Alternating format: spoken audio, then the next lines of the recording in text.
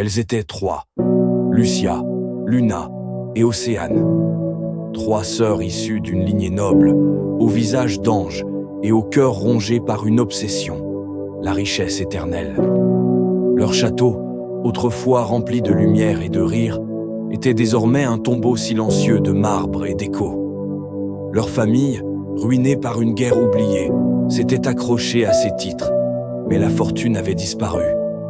Et avec elle, la paix. Lucia, l'aînée, avait découvert un vieux grimoire, enfermé dans une bibliothèque scellée. Un livre que même les prêtres de l'époque refusaient d'ouvrir. À la pleine lune, dans la cave de pierre froide, elles tracèrent un cercle. Elles prononcèrent les mots interdits. Et il est venu, pas avec des flammes, pas avec des cornes, mais avec un sourire doux et une voix en velours, celle d'un homme qui semble tout savoir sur elle. Donnez-moi vos âmes, et je vous donnerai tout ce que vous désirez. Orient beauté, influence. Sans hésiter, elles acceptèrent. Le lendemain, le monde changea. Leur château brilla de 1000 feux. L'or coula à flots. Les hommes riches et puissants s'agenouillaient devant elles. Elles étaient les reines d'un empire invisible. Mais chaque nuit, quelque chose grattait derrière les murs. Quelque chose qui pleurait dans les miroirs. Quelque chose qui les regardait dormir. Lucia fut la première à se réveiller en hurlant.